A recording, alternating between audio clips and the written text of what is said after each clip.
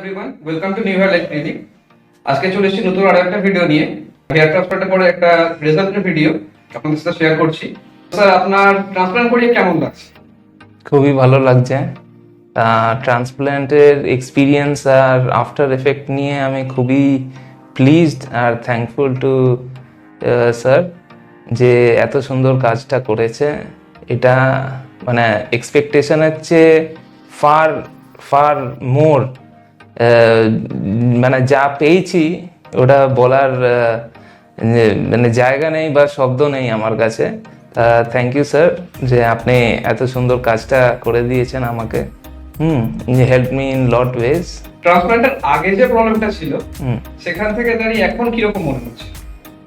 দেখুন, একটা new set of hairline দিয়ে যে এত কিছু একটা মানুষের চারিদিক বা ওর সারাউন্ডিংস চেঞ্জ হতে পারে, লোকের ওপিনিয়ন থেকে শুরু করে বা পার্সোনালিটি ডেভেলপমেন্টের মধ্যে এতটা চেঞ্জেস আসতে পারে, ওটা নিজে করিয়ে অনুভবটা পেয়ে আমি বুঝতে পেরেছি যে এটা কতটা ইম্পর্টেন্ট।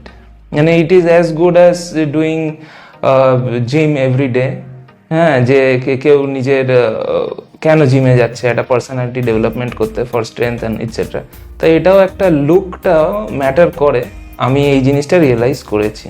আর স্যারকেও এটা বলেছি যে এটা কনফিডেন্স বিল্ড আপ বা এটা হয় না মাইল্ড ডিপ্রেশন, যেটা অনেক ছেলেদের, যারা হার্ডওয়ার্কিং ছেলে রয়েছে তারা নিজের লাইফে থেকে থাকে, যে কাজ করতে করতে টেনশনে হেয়ার ফল হয়ে ওইটা আবার অ্যাডিশনাল একটা প্রবলেম ক্রিয়েট করছে লাইফে।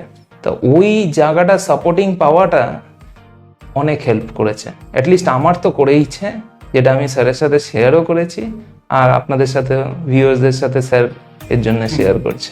সার্জারি ট্রান্সপ্লান্ট করার পরে এখন আপনার কি ট্রিটমেন্ট চলছে? আমার এখন টিআরপিটা চলছে। কেন করাচ্ছেন? টিআরপিটা কন্টিনিউয়াস। আমি স্যার আপনার থেকে সাজেশন নিয়েই আমি এগিয়েছি, আর এটার আমি আফটার এফেক্টটা খুবই সুন্দর পাচ্ছি যে আমার এক্সট্রা যে হেয়ার ফল, হেয়ার থিনিং একটা তো রয়েছে, বাট এক্সট্রা হেয়ার ফল মানে একদমই বলতে পারেন জিরো হয়ে গেছে। আর ড্যান্ড্রাফের একটা মেজর প্রবলেম ছিল আমাদের, মানে আমার জেনেটিক্যালি একটা ড্যান্ড্রাফের প্রবলেম ছিল। যতই ওটা শ্যাম্পু দিই বা মেনটেন করি, তেল লাগাই, কোকোনাট অয়েল দিয়ে, যাচ্ছিল না। তা এখন তো দেখছি আমার কোকোনাট অয়েল কিছুই ইউজ করতে হয় না, পিআরপি একটা করলাম মাসের মধ্যে, which is very minimum in cost.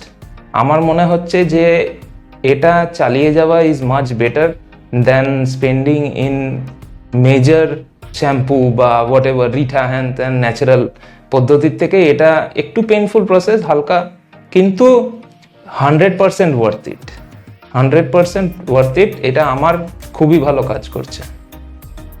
ট্রান্সপ্লান্টের পরে এরকম কি কখনো মনে হয়েছে যে লাইফস্টাইলে কিছু চেঞ্জেস এসেছে, যেটা আগে মানে এগুলো করা যেত বা এখন করা যাচ্ছে না, এরকম কিছু মনে হয়েছে কিছু?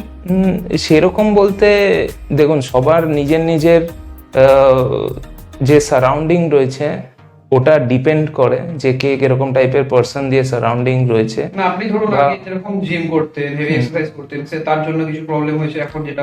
না, কিচ্ছু প্রবলেম নেই, সব কিছুই নর্মাল চলছে।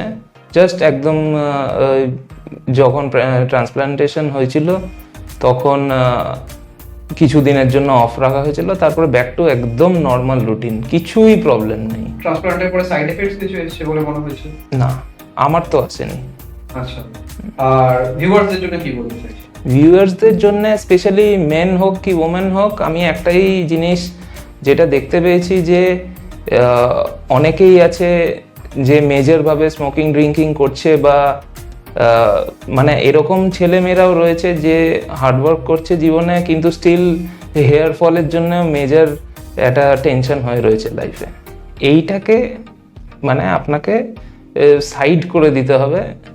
এইটাকে সাইড করে দেবে কিভাবে না, যারা এক্সপার্ট রয়েছে তারা ওটা নিয়ে ভাবতে দিন।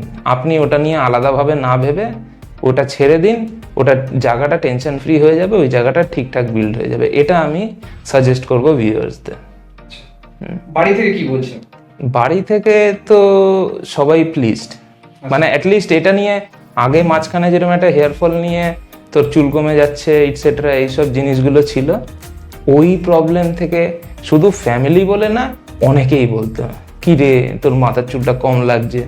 এইসব উত্তরগুলো দিতে দিতে একটা মানে মানে হয়তো আমাদের জেনারেশনে আমি ফুল শেভ করেও আমি কমফোর্টেবল, বাট লোকেরা ওটা কমফোর্টেবল না।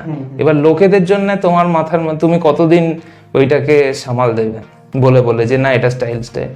হ্যাঁ, তা আলটিমেটলি ওটাকে যখন একটা জায়গার মধ্যে ভেবে এটা করে ফেলতে হবে আর এগিয়ে যেতে হবে, ব্যাস। Okay, thank you so much, Thank you. সুন্দর একটা রিভিউ দেওয়ার জন্য। Thank you. আশা করছি রেজাল্ট আরো ভালো আসবে। এখন অলমোস্ট 6 মান্থস কমপ্লিট হলো বোধহয়। হ্যাঁ, 6 মান্থস কমপ্লিট হলো। তো আশা করছি আরো ভালো রেজাল্ট আসার এখনো সময় রয়েছে অনেক, আরো ভালো গ্রোথ আসবে, চুলের ডেনসিটি আরো বাড়বে। তো okay, thank you so much. Thank you sir, thank you very much.